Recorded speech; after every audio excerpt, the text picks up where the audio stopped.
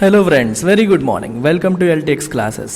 మీ అందరికీ first congratulations చెప్తున్నానమ్మా. TSPSC group 1కి సూపర్బ్ నోటిఫికేషన్ అనేది వచ్చింది. 500+ పోస్ట్స్, 503 పోస్టులతో ఒక మెగా నోటిఫికేషన్ అనేది వచ్చిందని చెప్పొచ్చు. ఎందుకంటే తెలంగాణ ఎస్ఐకి 550 పోస్టులు వస్తే గ్రూప్ 1 కేడర్లో కూడా 503 పోస్టులు రావడం అనేది ఒక golden opportunity for all aspirants. ఈ నోటిఫికేషన్ని మీరు పొర్రపాటున కూడా మిస్ చేసుకోవద్దు, రైట్? సో దీంట్లో ఈ వీడియోలో నేను మీకు నోటిఫికేషన్ని కంప్లీట్గా డీటెయిల్గా ఎక్స్ప్లెయిన్ చేస్తాను. సిలబస్ ఏంటి, ప్యాటర్న్ ఏంటి, పోస్టులు ఏంటి, ఏజ్ లిమిట్ ఏంటి, ఇట్లాంటి అన్ని ఆస్పెక్ట్స్ కూడా మనం ఇవాళ డిస్కస్ చేద్దాం. సో దానికంటే ముందు, ఒకవేళ మీరు టీఎస్పీఎస్సీకి కోచింగ్ తీసుకోవాలనే ఆలోచన ఉంటే you can consider LTX classes. ఇక్కడ మీకు ఫోన్ నెంబర్ కనిపిస్తుంది, ఈ నెంబర్కి కాల్ చేయొచ్చు. ఫీజు కూడా తగ్గించి పెట్టానమ్మా. అంటే ఎందుకంటే మీరు లైఫ్ టైం వ్యాలిడిటీ ఆప్షన్ ఉంది, 1 year వ్యాలిడిటీ ఆప్షన్ కూడా ఇస్తున్నాను. ఓన్లీ 1 year వ్యాలిడిటీ తీసుకుంటే కేవలం 25,000తోనే you will have complete TSPSC in recorded mode. Live మోడ్లో కావాలంటే you have to pay 35,000. You will get life time validity on that. ఇక్కడ 3 options మీకు కనిపిస్తున్నాయి. 3 మీకు నచ్చింది మీరు చూస్ చేసుకోవచ్చు. ఈ తక్కువ ఫీజు ఎందుకు ఉందంటే they are part of our 50K celebrations. మన ఛానల్ 50K సబ్స్క్రైబర్స్ అయిన సందర్భంగా సెలబ్రేషన్స్ రన్ అవుతున్నాయి. అందుకని తక్కువ ఫీజు అనేది రన్ అవుతుంది. ఇది 30th April వరకు మాత్రమే వ్యాలిడ్. 1st May నుంచి ఫీజు ఇంక్రీజ్ చేస్తున్నాం. 1st May నుంచి 10,000 ఫీజు పెరిగి, ఇక్కడ మీకు ఏదైతే కనిపిస్తుందో దానికి you have to add plus 10,000 add చేసుకోవాలి. సో అందుకని if you are interested do it before 30th April. మరి సిలబస్లోకి, ప్యాటర్న్లోకి, పోస్ట్లోకి పోదాం. So great notification. 26వ తారీఖు అంటే నిన్న రిలీజ్ అయింది నోటిఫికేషన్. మీకు డేట్ కూడా క్లియర్గా కనిపిస్తుంది. ఇది this is the original document released by the government of Telangana. So మీకు ఇక్కడ చూస్తే డీటెయిల్స్ ఆఫ్ వేకెన్సీస్ కనిపిస్తున్నాయి. ఇంపార్టెంట్ డేట్స్ కూడా చూడండి. మీరు ఆన్లైన్ అప్లికేషన్స్ 2nd May నుంచి సబ్మిట్ చేయాలి. లాస్ట్ డేట్ వచ్చేసి 31st May. 31st May is the last date of submission of online applications. Hall tickets అనేది ఎగ్జామ్కి 7 రోజుల ముందు.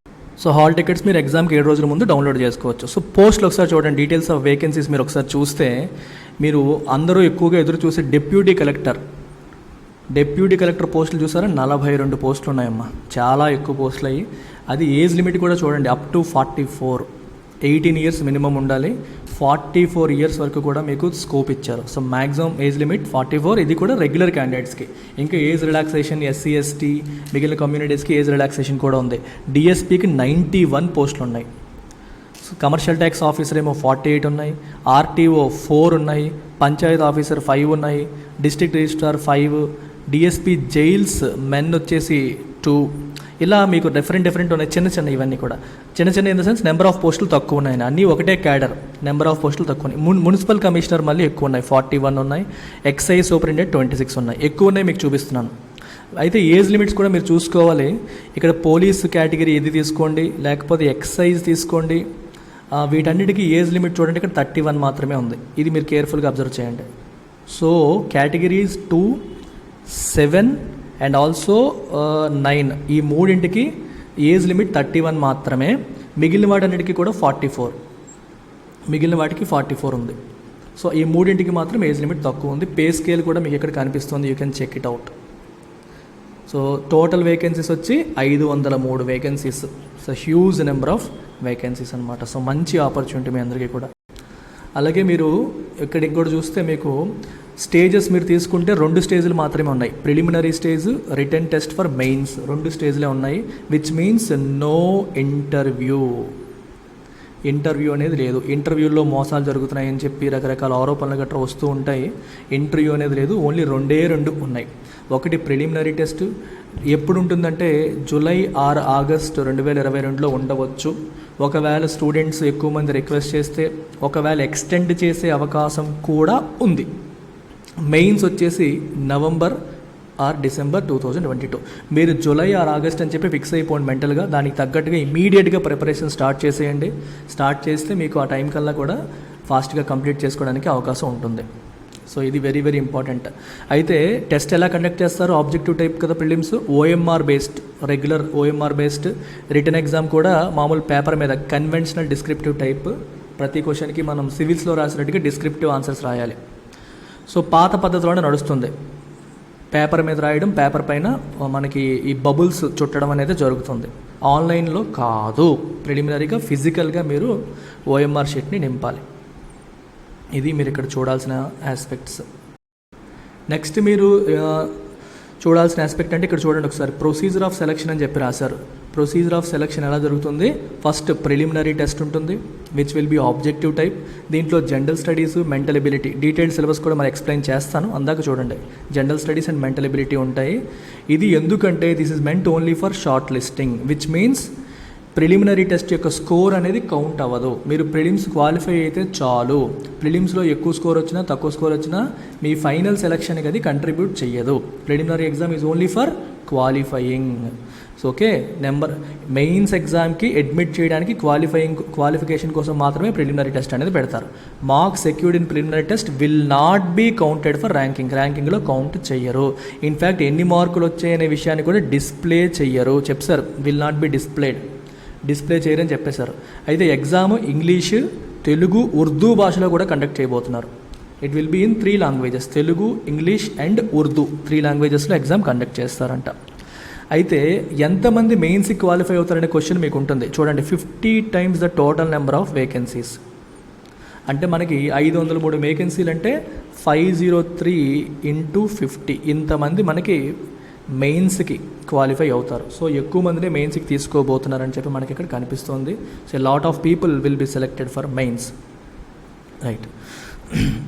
సో వీళ్ళందరికీ మనకి మెయిన్స్ రాసే అవకాశం అనేది మెయిన్స్ కూడా మనకి 3 లాంగ్వేజెస్లో కండక్ట్ చేస్తున్నారు. ఇంగ్లీష్, తెలుగు, ఉర్దూ 3 భాషల్లో మెయిన్స్ కూడా కండక్ట్ చేయడం అనేది జరుగుతుంది. అయితే మీరు ఇక్కడ జనరల్ ఇంగ్లీష్ పేపర్ కూడా ఉంటుంది మెయిన్స్లో. ఇది క్వాలిఫైయింగ్ పేపర్. ఈ పేపర్ ఇంగ్లీష్లోనే రాయాలి. మిగిలిన పేపర్స్ని మీరు ఇంగ్లీషు, తెలుగు, ఉర్దూలో రాయొచ్చు. కాకపోతే చూడండి, however a candidate is not permitted to write part of the paper in English and part of it in Telugu or Urdu. అంటే సగం పేపర్ ఇంగ్లీష్లో రాసి సగం పేపర్ తెలుగులోనూ ఉర్దూలోనూ రాస్తారంటే కుదరదు. రాస్తే కంప్లీట్గా ఇంగ్లీషు లేదా కంప్లీట్గా తెలుగు లేదా కంప్లీట్గా ఉర్దూలో రాయాలి. సగం సగం రాయకూడదు.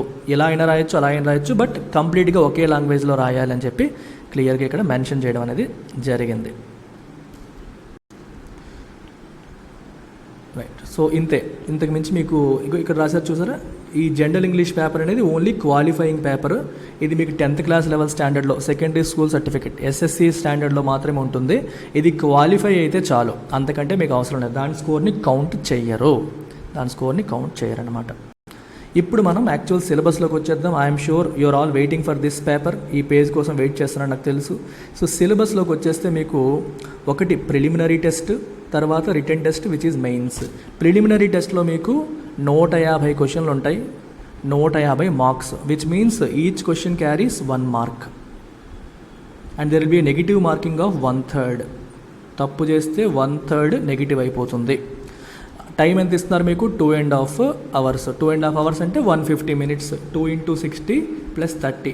సో 150 minutes మీకు టైం ఉంటుంది. 150 questions ఇస్తారు. అంటే పర్ క్వశ్చన్ మీకు 1 minute టైం దొరుకుతుంది. కరెక్ట్ అయితే 1 mark, తప్పు అయితే -1/3 అనేది ఉంటుంది. మెయిన్స్ వచ్చేసరికి మీకు ఇక్కడ మీరు అబ్జర్వ్ చేస్తే there are how many papers చూడండి ఒకసారి. ఇక్కడ చూడండి, 1 2 3 4 5 6 7 7 పేపర్స్ ఉన్నాయి మెయిన్స్లో. అయితే ఈ 7లో ఈ ఇంగ్లీష్ ఏదైతే ఉందో, జనరల్ ఇంగ్లీష్ ఏదైతే ఉందో, ఇది ఓన్లీ క్వాలిఫైయింగ్ టెస్ట్. సో దీనికి 3 hours ఎగ్జామ్ పెడతారు, 150 మార్కులు ఉంటాయి, కానీ ఓన్లీ క్వాలిఫైయింగ్. ఇంగ్లీష్లో మీకు క్వాలిఫికేషన్ మార్క్స్ వస్తే చాలు. బేర్ మినిమం ఇంగ్లీష్ మీకు వచ్చా లేదా చెక్ చేస్తున్నారు అంతే. అది క్వాలిఫై అయితే సరిపోతుంది. 10th క్లాస్ లెవెల్ ఇంగ్లీష్ మాత్రమే ఉంటుంది.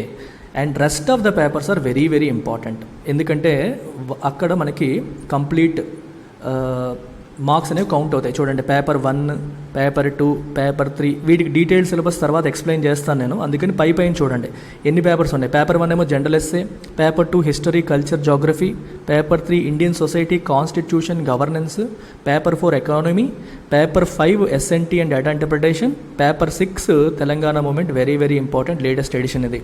సో అన్నిటికీ కూడా 3 hours, అన్నిటికీ కూడా 150 మార్క్స్ ఇచ్చారు. ఇలా 6 papers, 6 × 150 which is 900.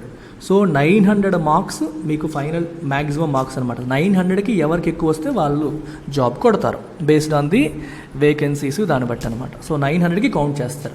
General English paper count చేయరు. Don't forget that. జనరల్ ఇంగ్లీష్లో వచ్చే స్కోర్ కౌంట్ అవ్వదు, ఓన్లీ క్వాలిఫికేషన్ పర్పస్కి మాత్రమే.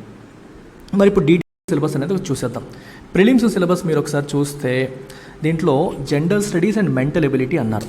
సో జెండర్ స్టడీస్లో బేసిక్గా ఒకటి కరెంట్ అఫైర్స్ అన్నారు, అందులో రీజనల్, నేషనల్, ఇంటర్నేషనల్. రీజనల్ అంటే తెలంగాణ స్పెసిఫిక్ కరెంట్ అఫైర్స్ కూడా మీరు చదవాలి, India and international current affairs చదవాలి. International relations and events, so ప్రిలిమ్స్లో అడుగుతున్నారు, మెయిన్స్లో మీకు ఇంటర్నేషనల్ రిలేషన్స్ రాదు. So international relations and events అంటే ఇంటర్నేషనల్ కరెంట్ అఫైర్స్ లాగే మీరు తీసుకోవాలి. ఏం జరుగుతున్నాయి డిఫరెంట్ ఇండియాకి మిగిలిన దేశాలకి మధ్యలో రిలేషన్స్లో ఉన్న రీసెంట్ డెవలప్మెంట్స్ ఏంటనేది ఇక్కడ మీరు చదవాల్సి ఉంటుంది. అలాగే సైన్స్ అండ్ టెక్నాలజీ అనేసరికి మీకు ఎస్పెషల్లీ ఏం అడుగుతారు, space technology, defence technology, biotechnology, latest developments ఏంటి, ఇండియా ఏం సాధించింది వీటిల్లో, ఎట్లాంటి వాటిపైన క్వశ్చన్స్ వస్తాయి. Environment very very important, climate change, global warming, green house gases, biodiversity, disaster management, ఇలాంటివన్నీ కూడా మీకు ఇందులోకి కవర్ అయిపోతాయి. And economic and social development of India, so Indian economy మీకు ప్రిలిమ్స్లో వస్తుంది. World geography, Indian geography and geography of Telangana state, this is important. And Indian geography, world జాగ్రఫీతో పాటు Telangana state geography కూడా మీరు చదువుకోవాలి, దీనికి సంబంధించి కూడా మీరు చదవాల్సి ఉంటుంది. అలాగే history and cultural heritage of India యొక్క history and culture, which means art and culture వచ్చేస్తుంది దీంట్లోకి. మీకు రెగ్యులర్ హిస్టరీ కూడా వస్తుంది, అంటే ancient, medieval, modern plus art and culture, ఇవన్నీ కూడా మీరు చదవాలి. ఇండియన్ కాన్స్టిట్యూషన్ పాలిటీ చదవాలి, గవర్నెన్స్, పబ్లిక్ పాలసీ చదవాలి, పాలసీస్ ఆఫ్ తెలంగాణ, ఇది ఇంపార్టెంట్ మీకు. ఇక్కడ చూడండి, ఇక్కడ జాగ్రఫీ ఆఫ్ తెలంగాణ ఉంది, ఇక్కడ తెలంగాణ గవర్నమెంట్ యొక్క పాలసీస్ కూడా మనం చదవాలి. స్టేట్ స్పెసిఫిక్ సిలబస్ నేను రౌండప్ చేస్తున్నాను. అలాగే society, culture, heritage, arts and literature of Telangana, it means Telangana history. సింపుల్గా చెప్పాలంటే తెలంగాణ హిస్టరీ కూడా మీరు చదవాలి. Ancient, medieval, modern Telangana history with respect to, ఇక్కడ మీరు చూస్తే ఆర్ట్స్, లిటరేచరు, హెరిటేజ్, కల్చర్, ఈ ఆస్పెక్ట్స్కి ఎక్కువ ఇంపార్టెన్స్ ఉంది. రెగ్యులర్ తెలంగాణ హిస్టరీ కాకుండా ఆర్ట్ అండ్ కల్చర్ ఆస్పెక్ట్కి చాలా ఎక్కువ ఇంపార్టెన్స్ అనేది ఇస్తున్నారు. ఇండియాలో కూడా కల్చరల్ హెరిటేజ్ అన్నారు, తెలంగాణలో కూడా ఎక్కువగా దీనిపైన క్వశ్చన్స్ అనేవి వచ్చే అవకాశం ఉంటుంది. You have to pay utmost attention to this art, literature, culture part of Telangana history. అలాగే సొసైటీ, సోషల్ ఎక్స్క్లూజన్, ఈ ఆస్పెక్ట్స్ ఉన్నాయి. అండ్ ఫైనల్గా logical reasoning, analytical ability, data interpretation. So మీకు data interpretation questions, pie charts, ఇట్లాంటివన్నీ వస్తాయి. వీటితో పాటు మనకి అనలిటికల్ ఎబిలిటీలోనే మన క్వాంట్లో వచ్చే మనకి వచ్చే ప్రాఫిట్ అండ్ లాస్, ఇట్లాంటి ఆస్పెక్ట్స్ కూడా మీకు ఇందులోకి వస్తాయి. సో ఇవన్నీ కూడా ఇక్కడికి వస్తాయి. ఇది ప్రిలిమ్స్ సిలబస్ మీకు అర్థమైంది అనుకుంటున్నాను. So let's move on to mains వచ్చేసరికి ఫస్ట్ థింగ్ ఏంటమ్మా, జనరల్ ఇంగ్లీష్. ఇది క్వాలిఫైయింగ్ టెస్ట్ అని చెప్పాను ఆల్రెడీ. జనరల్ ఇంగ్లీష్ అనేది క్వాలిఫైయింగ్ టెస్ట్, భయపడక్కర్లేదు, ఎందుకంటే ఇది ఓన్లీ 10th క్లాస్ లెవెల్ మాత్రమే ఉంటుంది. 10th క్లాస్ లెవెల్ ఇంగ్లీష్ మీకు వస్తే చాలు. సో ఎర్రర్ స్పాటింగ్, స్పెల్లింగ్స్, పంక్చువేషన్లో ఏమైనా తప్పులు ఉంటే మీరు ఐడెంటిఫై చేయాలి. ప్రిపోజిషన్స్, కంజంక్షన్స్, టెన్సెస్ మీద ఫిల్ ఇన్ ద బ్లాంక్స్ ఇస్తారు. Active voice, passive voice, direct indirect speech, vocabulary usage పైన సెంటెన్సెస్ రీరైట్ చేయమంటారు. Parajumbles, comprehension, ప్రెసీ writing, expansion letter writing, ఇవన్నీ కూడా మనకి మెయిన్స్లో వస్తాయి. ఓకే, ఇది ఆబ్జెక్టివ్ టైప్ కాదు, రీరైటింగ్ అన్నారంటే మీరు రాయాలి, డిస్క్రిప్టివ్ మీరు రాయాలి మళ్ళీ. సో రాసి చేయాల్సి ఉంటుంది. రీడింగ్ కాంప్రహెన్షన్ కూడా ఉంటుంది. All these different types of questions మీకు ఈ క్వాలిఫైయింగ్ పేపర్లో వస్తాయి. సో ఇది బేసిక్ ఇంగ్లీషే, మన English classes more than enough, మీరు ఈజీగా దీన్ని చేసేస్తారు, భయపడాల్సిన పని లేదు. నెక్స్ట్ ఇంపార్టెంట్ ఆస్పెక్ట్ వచ్చేసి జనరల్ ఎస్సే. చూడండి, చాలా కోచింగ్ సెంటర్స్ దీన్ని నెగ్లెక్ట్ చేస్తూ ఉంటాయి. ఇది చాలా చాలా ఇంపార్టెంట్ పేపర్ అమ్మా జనరల్ ఎస్సే. ఎందుకంటే దీనికి ఒక డిఫైన్డ్గా ఇది హిస్టరీయా, ఎకానమీయా, పాలిటీయా అని కాకుండా జనరల్గా it can be from anything. అయితే ఇక్కడ చూడండి, ఒక్కొక్క క్వశ్చన్కి 50 మార్కులు. 150 మార్కుల్లో ఓన్లీ 3 క్వశ్చన్సే, 3 × 50. సో సెక్షన్ వైజ్ చూడండి, సెక్షన్ 1లో 2 ఇచ్చారు. సోషల్ ఇష్యూస్, సోషల్ ప్రాబ్లమ్స్ పైన ఒక ఎస్సే వస్తుంది. Economic growth, justice. సో వీటిల్లోంచి ఒక క్వశ్చన్ మీరు రాయాలి. సెక్షన్ 2 తీసుకుంటే political history, politics, history, polity and హిస్టరీలోంచి ఒకటి వస్తుంది. ఇక్కడ ఎస్ఎన్టీ, ఎడ్యుకేషన్, హ్యూమన్ రిసోర్స్, వీటి నుంచి ఇంకొకటి వస్తుంది. సో 3 ఎస్ఏలు రాయాలి, 50 మార్కులు. దీనికి డెడికేటెడ్గా ఎల్టీఎక్స్ క్లాసెస్ కండక్ట్ చేయడం జరుగుతుంది. సో సెపరేట్గా క్లాసెస్ కండక్ట్ చేస్తాం. We are going to conduct separate classes for general SA paper. General ఎస్ఏని అందరూ నెగ్లెక్ట్ చేసి వదిలేస్తారు. అలా కాకుండా ఇచ్చిన సిలబస్ ప్రకారం డీటెయిల్డ్గా మీకు క్లాసెస్ కవర్ చేసే రెస్పాన్సిబిలిటీ ఎల్టెక్స్ క్లాసెస్ తీసుకుంటుంది. డెడికేటెడ్ ఫ్యాకల్టీ మెంబర్ ఉంటారు. యూపీఎస్సీకి జనరల్ ఎస్ఏ చెప్పిన ఫ్యాకల్టీ మెంబరే మనకి తెలంగాణ గ్రూప్ 1కి కూడా జనరల్ ఎస్ఏ పేపర్ చెప్పడానికి నేను అపాయింట్ చేస్తాను. ఎక్సలెంట్ ఫ్యాకల్టీ మెంబర్ మీకు ఇక్కడ వస్తారు. భయపడాల్సిన పని ఏమాత్రమూ లేదు. ఇది నెగ్లెక్ట్ చేయకండి అమ్మా. రెగ్యులర్ కోచింగ్ సెంటర్స్ దీన్ని నెగ్లెక్ట్ చేస్తాయి. We should neglect this.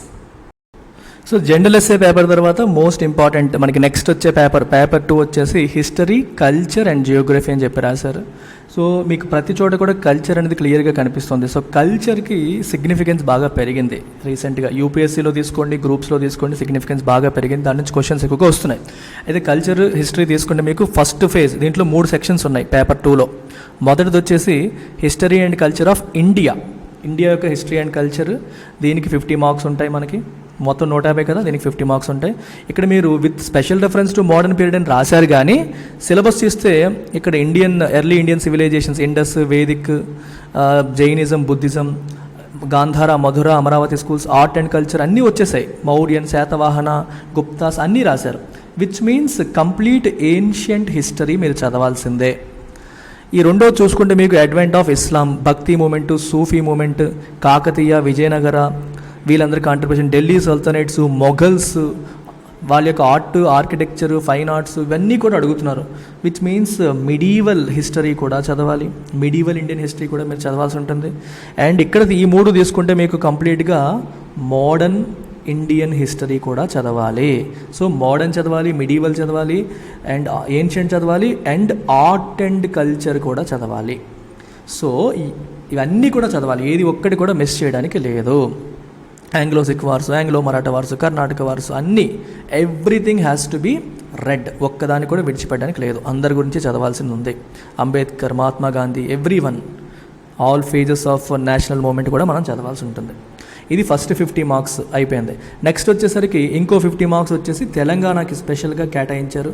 Telangana history and cultural heritage. ఇది మీకు సిలబస్ తక్కువ ఉంటుంది కంపారిటివ్గా. ఇక్కడ మీరు ఫోకస్ చేస్తే ఎక్కువ మార్క్స్ తెచ్చుకునే అవకాశం ఉంటుంది. చూడండి, ఏన్షియంట్ తెలంగాణ ఉంది ఇక్కడ. అంటే ఏన్షియంట్ తెలంగాణ హిస్టరీ చదవాలి, మిడీవల్ తెలంగాణ హిస్టరీ కూడా చదవాలి, ఆ తర్వాత మనకి మోడర్న్ తెలంగాణ హిస్టరీ కూడా చదవాలి. సో మోడర్న్ తెలంగాణ హిస్టరీ అంటే ఏన్షియంట్, మిడీవల్, మోడర్న్ 3 కూడా తెలంగాణ హిస్టరీ పరంగా కూడా మొత్తం చదవాలి. ఏది కూడా మిస్ చేయడానికి లేదు. సో వెరీ వెరీ ఇంపార్టెంట్ ఇది. నెక్స్ట్ ఫైనల్గా Geography of India and Telangana. ఇక్కడ చూడండి, ఇండియా జియోగ్రఫీ చదవాలి, తెలంగాణ జియోగ్రఫీ కూడా చదవాలి. సో ఇందులో అంటే మొత్తం Indian geography plus Telangana geography కలిపి 50 మార్కులు. ఓన్లీ తెలంగాణ హిస్టరీకి 50 మార్క్స్, ఇండియన్ హిస్టరీకి 50 మార్క్స్. సో మీకు వెయిటేజ్ పరంగా తెలంగాణ హిస్టరీ అనేది చాలా ఇంపార్టెంట్ అని చెప్పి మీకు తెలుస్తుంది. ఓన్లీ ఒక్కదానికి 50 మార్కులు ఉన్నాయి.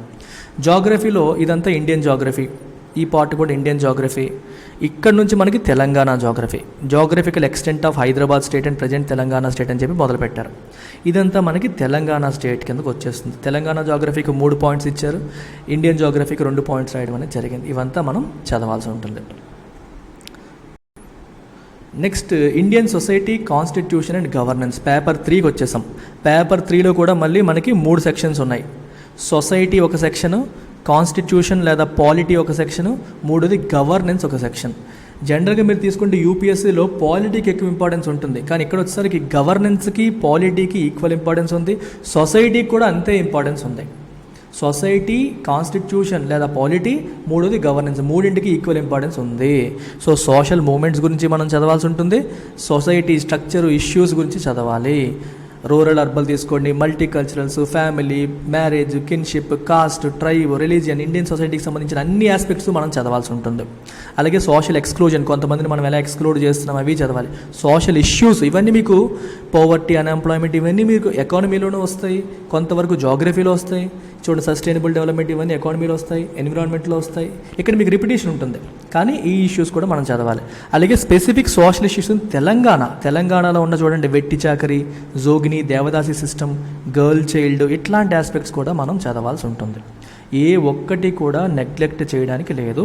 Plus social moments in Telangana స్పెసిఫిక్గా సోషల్ మూమెంట్స్ ఏమున్నాయనేది కూడా మనం చేయాల్సి ఉంటుంది. అలాగే సోషల్ పాలసీస్, ప్రోగ్రామ్స్ ఇవన్నీ కూడా గవర్నమెంట్ స్కీమ్స్, ఎక్కువగా గవర్నమెంట్ తీసుకొచ్చిన డిఫరెంట్ స్కీమ్స్ ఏంటి, ఏం చేస్తుంది, ఇది మీకు తెలంగాణ ఎకానమీలో కూడా వస్తుంది, మళ్ళీ తెలంగాణ సొసైటీలో కూడా వస్తుంది. గవర్నమెంట్ షెడ్యూల్డ్ కాస్ట్లకి ఏం పాలసీస్ తీసుకొచ్చింది, చిల్డ్రన్కి ఏం తీసుకొచ్చింది, ఉమెన్కి ఏం తీసుకొచ్చింది, పవర్టీ ఎలివియేషన్కి ఏం తీసుకొచ్చింది, ఎన్విరాన్మెంట్కి ఏం తీసుకొచ్చింది, పాపులేషన్ పాలసీ ఏంటి, all these policies have to be gone through. ఇవన్నీ చదవాలి. అండ్ తర్వాత కాన్స్టిట్యూషన్ ఆఫ్ ఇండియా, ఇదంతా మీకు రెగ్యులర్ పాలిటీ అన్నట్టు మీరు తీసుకోవచ్చు. జ్యుడిషియల్ సిస్టమ్, సుప్రీంకోర్టు, హైకోర్టు చూడాలి. System of government, union government, state government చూడాలి. Evolution of Indian preamble, salient features, basic structure, amendments, fundamental rights, ఇవన్నీ కూడా డైరెక్టివ్ ప్రిన్సిపల్స్, ఫండమెంటల్ డ్యూటీస్. అలాగే federal system, especially centre state relations చాలా important అవుతుంది మీకు. Local self government చాలా important అవుతుంది. ఇవన్నీ కూడా మనకి చదవాల్సి ఉంటుంది. ఎంటైర్ సిలబస్ మనకి కవర్ చేస్తారు. అలాగే గవర్నెన్స్ చాలా ఇంపార్టెంట్ అయిపోయింది రీసెంట్గా. గవర్నెన్స్లో మనకి గుడ్ గవర్నెన్స్ అంటే అర్థం ఏంటి, ఈ గవర్నెన్స్ అంటే ఏంటి, prime ministers office, cabinet secretariat, different ministries ఎలా ఉంటాయి, డిఫరెంట్ కాన్స్టిట్యూషనల్ బాడీస్, చాలామంది ఇది పాలిటీలో చదువుతారు, ఇక్కడ గవర్నెన్స్ ఇచ్చారు. Finance commission, election commission, UPSC, CAG, national human rights commission, SC ఎస్టీస్, అన్నీ ఎవ్రీథింగ్ హ్యాస్ టు బి, ఏది వదల్లా, కంప్లీట్ సిలబస్ అంతా ఉంది.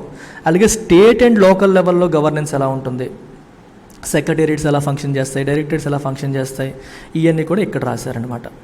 సో గవర్నెన్స్ కొంచెం హెవీ సిలబస్సే ఉంది, ఇంకా ఉంది, అయిపోలేదు మీకు. సో గవర్నెన్స్లో మీకు మళ్ళీ చూడండి different programmes, agencies, institutions, urban rural development కోసం ఏమేమి పనిచేస్తున్నాయి, ఏ సెపరేట్ ప్రోగ్రామ్స్ ఏమైనా నడుపుతున్నామా, ఇప్పుడు నాబార్డ్ లాంటివి ఉంటాయి. So they are working for rural development కదా, ఇట్లాంటి వాటి గురించి కూడా మనం చదవాల్సి ఉంటుంది. Food security issues, education issues, there are so many things that you need to go through. సిమిలర్గా మనకి self help groups, NGOs, public private partnership, so ఇదంతా కూడా మనకి యూపీఎస్సీ గవర్నెన్స్ సిలబస్లో ఉంటాయి. అవన్నీ కూడా ఇక్కడ కూడా మీకు వచ్చేసాయి.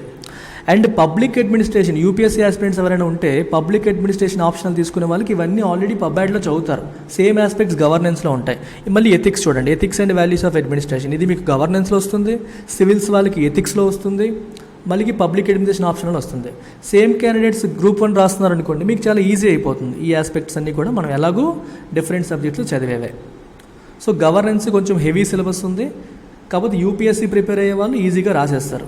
ఓన్లీ తెలంగాణ ప్రిపేర్ అయ్యే వాళ్ళు ఫస్ట్ టైం ప్రిపేర్ అయితే కొంచెం తొందరగా చదవాల్సి ఉంటుంది, టైం తక్కువ ఉంది కాబట్టి. పేపర్ 4 నెక్స్ట్ మీకు వచ్చేసరికి పేపర్ 4లో మనకి 2 పార్ట్స్గా డివైడ్ చేశారు. Indian economy and development, Telangana economy. So Telangana economy మీకు ఇంపార్టెంట్ అవుతుంది, ఎందుకంటే తెలంగాణ ఎకానమీకి సిలబస్ తక్కువ ఉంటుంది అండ్ మీరు మార్క్స్ స్కోర్ చేసుకోవడానికి ఆస్కారం ఎక్కువ ఉంటుంది. ఇండియన్ ఎకానమీలో ఆల్ బేసిక్ కాన్సెప్చువల్ సబ్జెక్ట్స్ నేర్చుకుంటారు. లైక్ నేషనల్ ఇన్కమ్, జీడిపిని ఎలా మెజర్ చేస్తాము, నామినల్ ఇన్కమ్కి రియల్ ఇన్కమ్కి డిఫరెన్స్ ఏంటి, ఇండియా యొక్క గ్రోత్ ఎలా ఉంది, ఇలాంటి ఆస్పెక్ట్స్ చూస్తాం. అలాగే poverty, unemployment, money and banking, money supply ఏంటి, బ్యాంకింగ్ సంబంధించిన డిఫరెంట్ థింగ్స్, రిఫార్మ్స్, ఇవన్నీ కూడా ఇక్కడ చదువుతాం. పబ్లిక్ ఫైనాన్స్లో మనకి ట్యాక్సేషన్, స్ట్రక్చర్, ఇవన్నీ కూడా వచ్చేస్తాయి. గవర్నమెంట్కి అప్పులు ఎంత ఉన్నాయి, బడ్జెట్ ఎలా ఫామ్ చేస్తారు, ఇలాంటి ఆస్పెక్ట్స్ అన్నీ కూడా మనకి union budget analysis, monetary policy, fiscal policy. Monetary policy యాక్చువల్గా బ్యాంకింగ్ సెక్టర్లో చదువుతారు, కానీ ఇక్కడ రాశారు. ఇవి కూడా మనం చదువుకోవాలి. అండ్ ప్లానింగ్ ఆస్పెక్ట్స్, ప్లానింగ్ అనేది మనకి 5 year ప్లాన్స్ ఏమి అచీవ్ చేశాయి, ఎల్పీజీ రిఫార్మ్స్ గురించి కూడా చదవాలి, నీతి ఆయోగ్ గురించి చదవాలి, ఇవన్నీ కూడా మనం చదవాలి. So more or less Indian economy syllabus of UPSC లాగే ఉంది చాలా వరకు. అండ్ తెలంగాణ స్పెసిఫిక్గా తీసుకుంటే హైదరాబాద్ స్టేట్లో ఎలా ఉంది, అగ్రికల్చర్ ఎలా ఉంది, ఇండస్ట్రీ ఎలా ఉంది, ట్రేడ్ ఎలా ఉంది, ఓకేనా. సో ఇంతకుముందు ఎలా ఉండేది, తెలంగాణ స్టేట్ వచ్చిన తర్వాత ఎలా మారింది, ఈ ఆస్పెక్ట్స్ అన్నీ మనం ఇక్కడ చదువుతాం. ల్యాండ్ రిఫార్మ్స్ చాలా ఇంపార్టెంట్. తెలంగాణ స్పెసిఫిక్గా ల్యాండ్ రిఫార్మ్స్ ఏమొచ్చాయి, ఇవి యాక్చువల్గా తెలంగాణకి స్పెషల్గాని కాదు, మొత్తం ఇండియా వైడ్ వచ్చినవే, అంటే తెలంగాణ స్పెసిఫిక్గా మనం చదువుకుంటాం. అగ్రికల్చర్ చాలా ఇంపార్టెంట్, ఇండస్ట్రీస్ సెపరేట్గా ఇచ్చారు. అంటే ఈ ఆస్పెక్ట్స్ అన్ని మనం చదువుకోవాలి తెలంగాణ ఎకానమీ పాయింట్ ఆఫ్ వ్యూలో. ఇందులో కూడా 3rd సెక్షన్ ఉంది. సో దీంట్లో కూడా 3 సెక్షన్స్ 2 అని చెప్పాను. దీంట్లో ఎన్విరాన్మెంటల్ ప్రాబ్లమ్స్ రాశారు. ఎన్విరాన్మెంట్ అండ్ వర్సెస్ డెవలప్మెంట్ అని చెప్పి రాశారు. సో డెఫినేషన్ ఆఫ్ ఎన్విరాన్మెంట్ ఏంటి, ఎన్విరాన్మెంట్ అంటే మనకి ఎకానమీతో పాటు ఎన్విరాన్మెంట్ని కలిపేశారు. అలాగే different natural resources, biodiversity, ecosystems, pollution, climate change, global warming, అంటే it's like environment. So economy పేపర్లో ఎన్వైర్న్మెంట్ అనేది కలిసిపోయిందనమాట.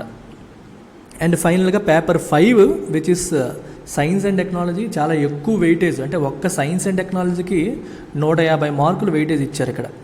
అయితే 150 అని అనకూడదు, ఎందుకంటే మనకి మెంటల్ ఎబిలిటీ కూడా ఉంది.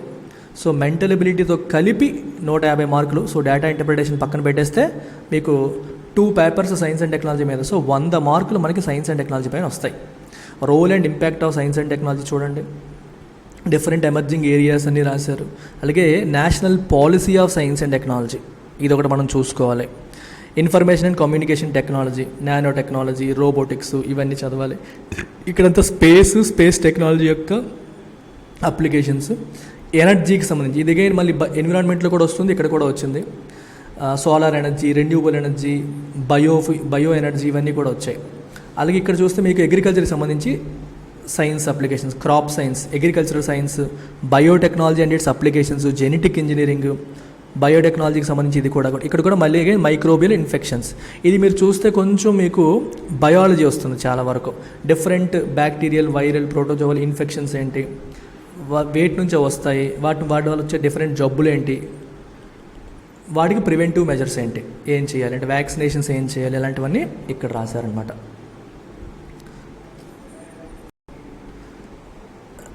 వ్యాక్సిన్స్ గురించి కూడా సెపరేట్గా రాశారు. Introduction to immunity, fundamental concepts of vaccines ఇవన్నీ కూడా రాయడం జరిగింది. అండ్ ఫైనల్గా data interpretation and problem solving. So data ఇంటర్ప్రిటేషన్కి 50 మార్కులు, చాలా యూస్ఫుల్. ఇది యూపీఎస్సీలకి దీనికి ఒక పెద్ద డిఫరెన్స్ అదే. జనరల్గా యూపీఎస్సీలో మీకు మ్యాథమెటిక్స్, రీజనింగ్, క్వాంట్ ఎంత స్ట్రాంగ్ ఉన్నా ఉపయోగపడదు. ఓన్లీ సీసాట్ ప్రిలిమినరీ ఎగ్జామ్లో మాత్రమే చూస్తారు. కానీ గ్రూప్ 1లో ప్రిలిమ్స్లోనూ బిట్స్ ఉన్నాయి, మెయిన్స్లో కూడా ఉన్నాయి. ఒక 50 మార్కులు కంప్లీట్గా డేటా ఇంటర్ప్రిటేషన్కి, ప్రాబ్లమ్ సాల్వింగ్కి ఇచ్చేశారు. సో జనరల్గా బ్యాంక్ ఎగ్జామ్స్ ఇట్లాంటి ఎగ్జామ్స్ ప్రిపేర్ అయ్యి రాసే వాళ్ళకి ఇది ఒక అడ్వాంటేజ్ అవుతుంది. ఎందుకంటే 50 out of 50 మీరు స్కోర్ చేయొచ్చు.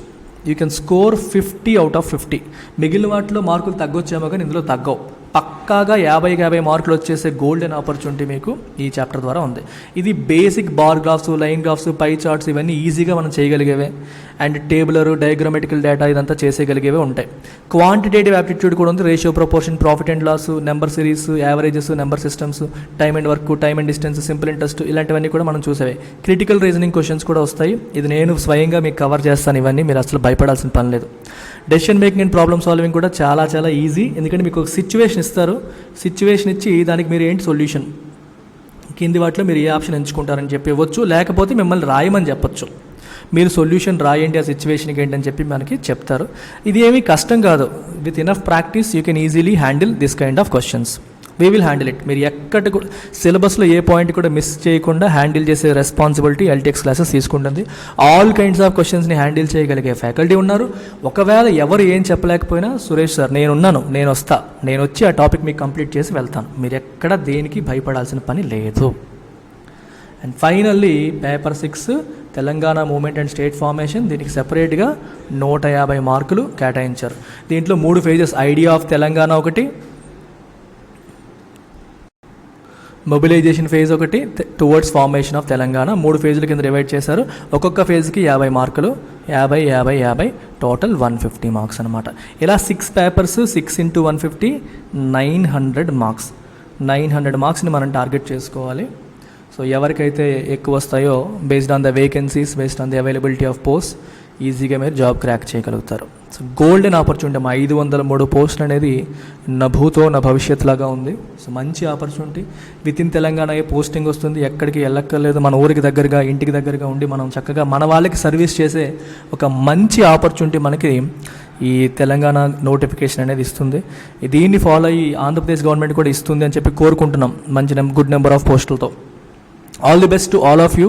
I hope you will crack it and realise your dreams. And final ఇంకొకసారి మీకు మన కోర్స్ గురించి డిస్క్రైబ్ చేస్తున్నాను. మీకు prelims as well as mains 2 cover చేస్తాను ఇక్కడ. అలాగే టెస్ట్ సిరీస్ అడుగుతారు, టెస్ట్ సిరీస్ కూడా కండక్ట్ చేస్తాము.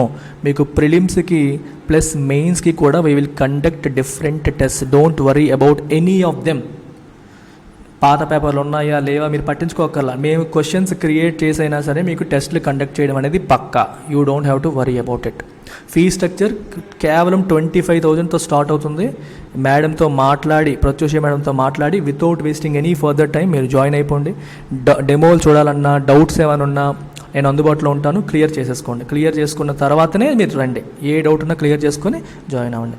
Remember 30th April is the last day. ఎందుకంటే 50K సెలబ్రేషన్స్లో భాగంగా వస్తున్న సెలబ్రేటరీ ఆఫర్ ఇది. 1st May నుంచి ఫీజు పెరుగుతుంది. I hope you will make use of this opportunity. Take care. This is the number you must call, 78938995553. Take care, Amma. Bye.